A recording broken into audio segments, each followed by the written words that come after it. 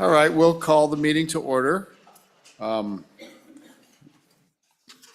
committee is working on House Bill 126, Childcare is a Residential Use of Property.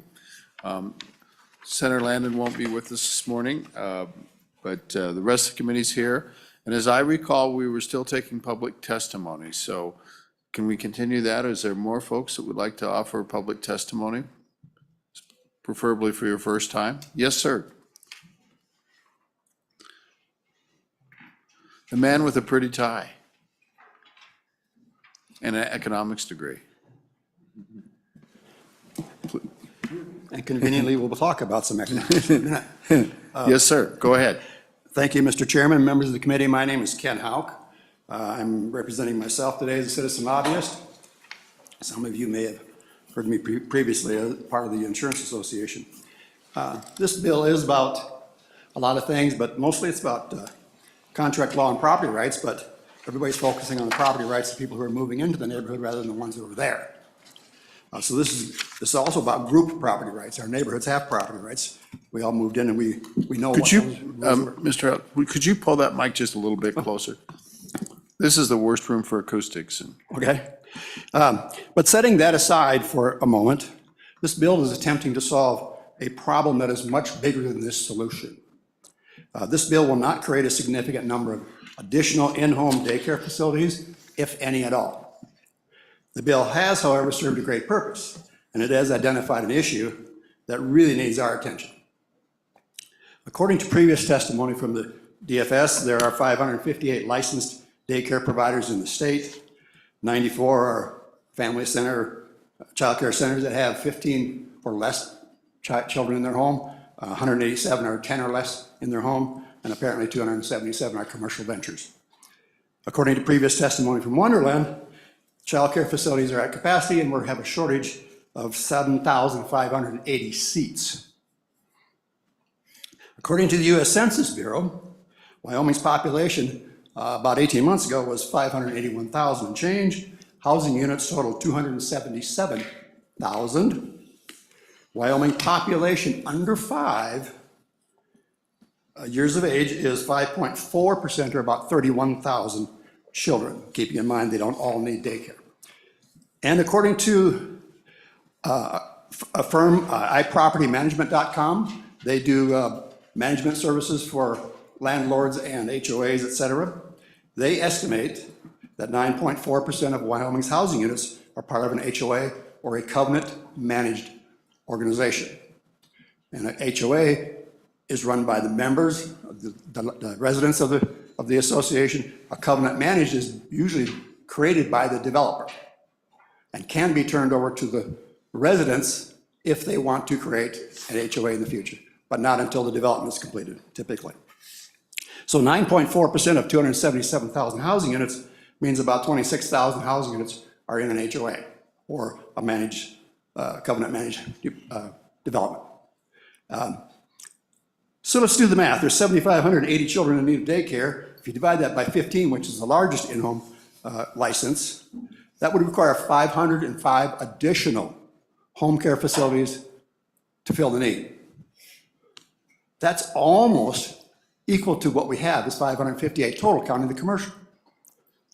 So approximately 26,000 housing units are in HOAs in Wyoming. Approximately 251,000 housing units are not in HOAs. If 251,000 housing units haven't solved the problem, why would we think that 26,000 will? That will not solve the shortage issue. I'm not a child care specialist, but if you really want to solve the child care issue, why would you not go big instead of nibbling away at 9.4% that can't solve the problem? Our state has been known to loan huge amounts of money to huge corporations to do huge things. We even have an organization dedicated to that. Why, they have other growth tools as well. Why would you not take this issue to that organization and say, let's develop child care specialists in our community colleges, let's create loan programs so they can create commercial facilities that'll house 20, 30, 40 kids, solve the problem that way. Not only do the daycare entrepreneurs benefit, but other businesses would benefit as well because there's daycare available in various commercial areas. So now let's step back to the private property rights and contract law. People who purchase a home or build a home in an HOA or a covenant control community paid a premium for the structured rules of the neighborhood. They aren't all the same, but we have the opportunity to read the rules before we move in there. Okay, we paid for that. The resale value of our homes is dependent entirely on the rules of the neighborhood. Generally, people who live in an HOA or a covenant-controlled neighborhood do not want businesses in their neighborhood. I left my neighborhood this morning. I've lived in an HOA, or in this case in Cheyenne, in a covenant-controlled neighborhood. When I left this morning, not one RV was parked on the street, not one boat was parked in the driveway, not one RV was parked in the lawn. And I apologize to my neighbor back in the 90s. I did that in Casper. None of that happened. As soon as I got out of my neighborhood, I drove by 4 or 5 RVs parked in the street, diesel truck parked in the driveway, all those kind of things. So we paid for the privilege of not having that in our neighborhood. Daycare is a business. You can't get insurance on your homeowner's policy if you have more than a couple kids in your daycare. So you have to buy a commercial insurance policy to do that. So that's the insurance industry classifies daycare as a business. So this bill will also create a reason for all the existing HOAs to codify their rules right now. And they are all going to do that. Their lawyers are going to love you. They're going to send you gift cards probably. But they will recodify them. And they will make it very specific that is a business that is not allowed. And when that happens, this bill doesn't serve a purpose at all. But I don't even think without that happening, it's going to serve much of a purpose. And then in closing, Section 2, I read that. Every time I read it, I see something coming down the pipe that probably not too many people recognize. I think it can be interpreted several ways, but one of those, the way I interpret that, is it literally put at risk the future development and growth of new HOAs and covenant-controlled communities in Wyoming. When a developer develops his territory, his ground, and the home builders come out and build houses, they're not building $200,000 houses anymore. They want to be assured that they're going to get their value for doing that. So the downside risk could be lack of new home development. The downside risk of that, we can't even predict what that would be. But we need a better plan than this bill. This bill doesn't necessarily solve anything. Thank you, and I stand for any questions. Thank you, sir. Any questions? Any questions from the committee? Thank you. Points well made. Who else would like to address the committee? Anybody online would like to address the committee? Okay. Committee, you've heard the testimony. What is your pleasure? Motion by Barlow, discussion. I see there's a proposed amendment. Do you want to jump right into that, Senator, or? Mr. Chairman, if that's your pleasure. So, Mr. Chairman, in listening to the testimony, I guess it was Tuesday now, my apologies, 2 days ago, it seemed like there was still some tension between the parties, and so I did some work, and then I provided this to the different parties who were involved in the conversation on Tuesday. And what this I think does is it clarifies the covenant that does not, you can read the language, clearly and expressly prohibit childcare. And that's language that actually came from the House, the original version of the bill. It was in Section 2, suggested that might be the proper language, as that's what was in the original version of the bill. It was into Section 2, not Section 1. And then there's just some grammatical things to change the way it is. And then so what we're doing, Mr. Chairman, is saying the covenant does not clearly and expressly prohibit childcare, then it would be allowed. And we're getting rid of Section 2, and we're changing the effective date to January 1st, 2025.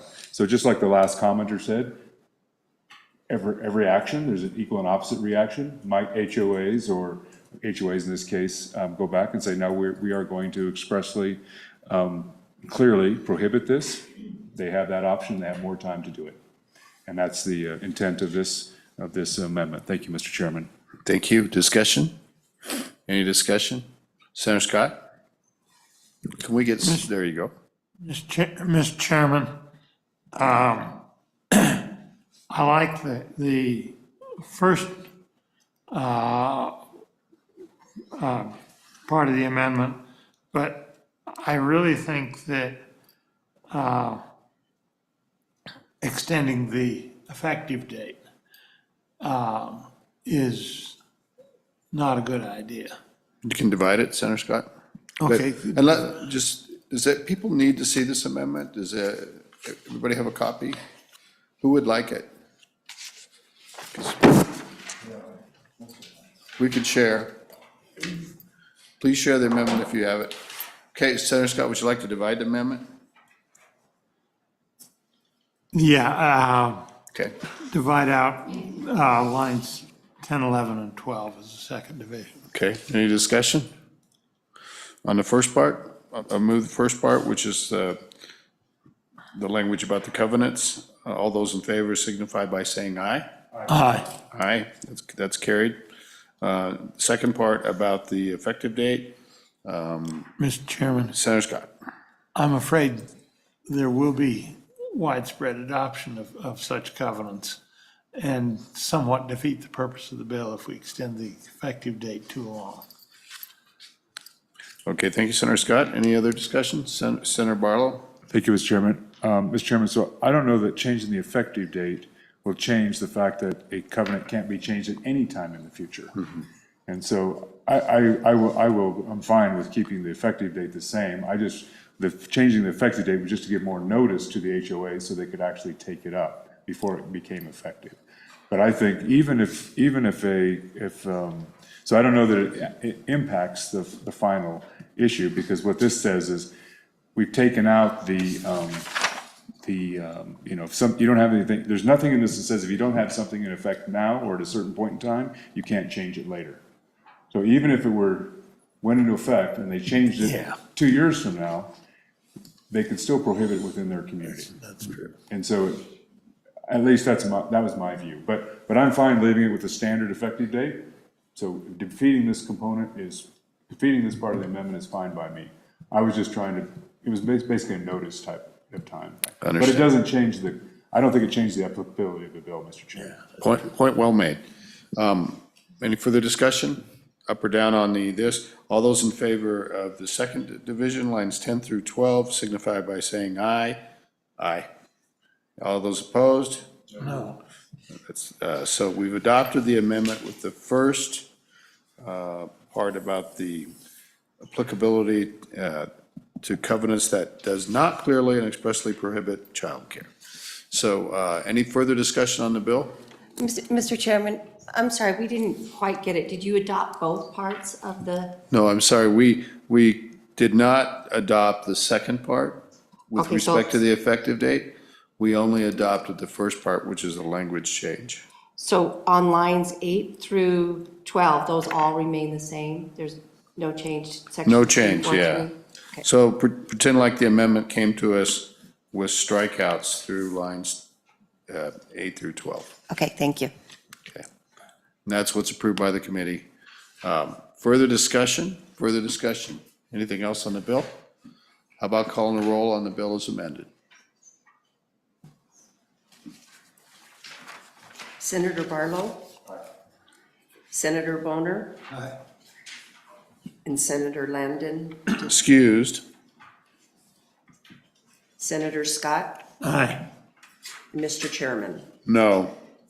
All right. That's passed the committee. Who would, let's see, we've got Ellis and Schuler. They haven't been here for the testimony, so why don't you help them with it? Okay, so we're going to give that to Boner and Barlow. Thank you, Representative. Thank you, everybody. Is that it, Mr. Chairman?